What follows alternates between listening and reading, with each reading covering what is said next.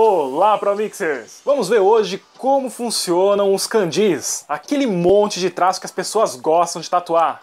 Peraí, você fala japonês? Não. Você lê japonês? Não. Como sabe que não tá escrito, meu pastel é mais barato? Em outro vídeo eu contei sobre a história da escrita japonesa, como ela funciona e sobre os kanjis. Para ver, é só clicar nesse cardzinho que vai aparecer aqui. E eu também vou fazer uma comparação de como seria se os kanjis existissem no português. Então, como foi dito lá no outro vídeo, os kanjis vieram da China, e eles já tinham então uma leitura, e essa leitura permaneceu quando eles foram para o Japão.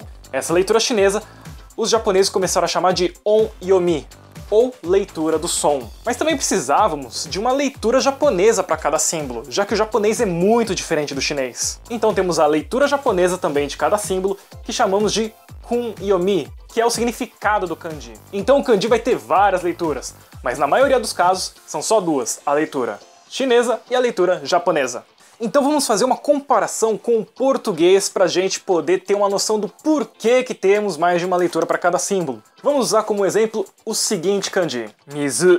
Esse kanji significa água. Como eu disse lá no outro vídeo, cada kanji tem um significado próprio, mas ele pode ser usado como radical de uma palavra, seja ela um verbo, um adjetivo, e daí o resto dessa palavra seria escrito em hiragana. Faz de conta que os kanjis existem no português. Se a gente tivesse só esse símbolo aqui, que significa água, ao ler, a gente leria água. Faz sentido, né? E como radical, poderíamos usá-lo então para criar essas palavras aqui. Você consegue ler?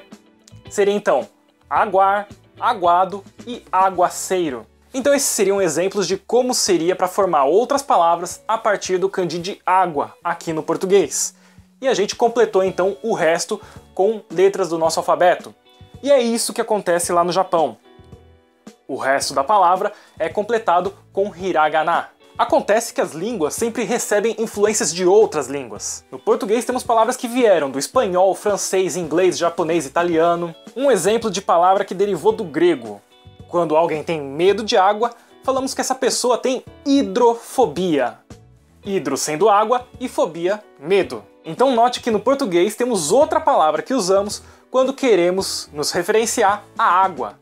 Hidro. Se a pessoa tem medo de água, ela tem hidrofobia. Se estamos falando de uma massagem com jatos de água, é claro que estamos falando de hidromassagem. Se estamos fazendo ginástica na piscina, a gente está fazendo hidroginástica. Se estamos colocando mais água no feijão, acabou o dinheiro. Então tem som diferente porque veio de uma outra língua. Assim como temos então a leitura chinesa e a leitura japonesa de um mesmo kanji.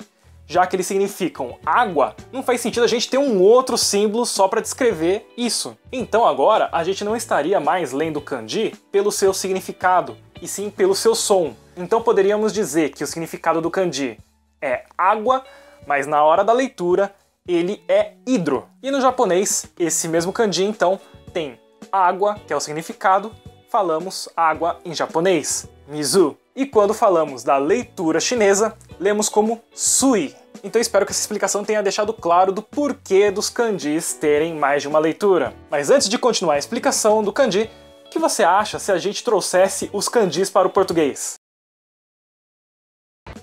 Acho que nem os japoneses achariam isso uma boa ideia. Vamos voltar ao japonês então. Esse kanji então, ele significa montanha. A leitura japonesa é yama.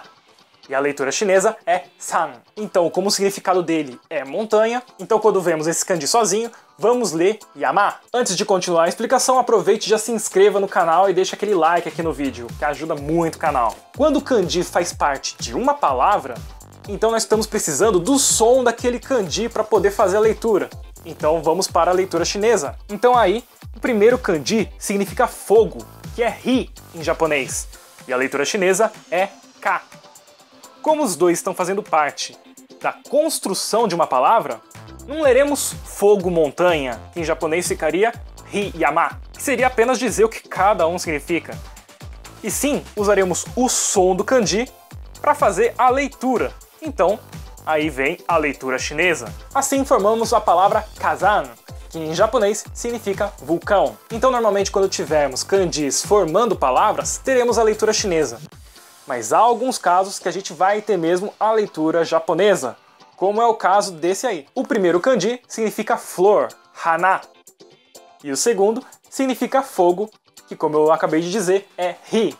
E algumas vezes ele pode ter uma pequena alteração no som e a gente vai pronunciar como bi. Aí então a gente não vai fazer a leitura chinesa, vamos fazer a leitura japonesa e formar a palavra hanabi, que são fogos de artifício. Mas isso é só em alguns momentos. E também tem mais uma exceção que é muito rara. O primeiro kanji aí significa grande. Leitura chinesa, dai. Leitura japonesa, o. O segundo significa pessoa. Leitura chinesa, jin. Japonesa, hito. Não leremos em japonês o hito e nem em chinês, que ficaria daijin. A junção desses dois kanjis nós leremos como otona, que significa adulto. Mas essa é uma exceção muito rara, então você não precisa nem se preocupar com isso. Conforme você for estudando, você vai ver esses casos e vai acabar decorando. Então essa foi a explicação de como funciona o kanji. Veja outros vídeos lá no canal sobre japonês, como desenhar mangá, etc. E até a próxima!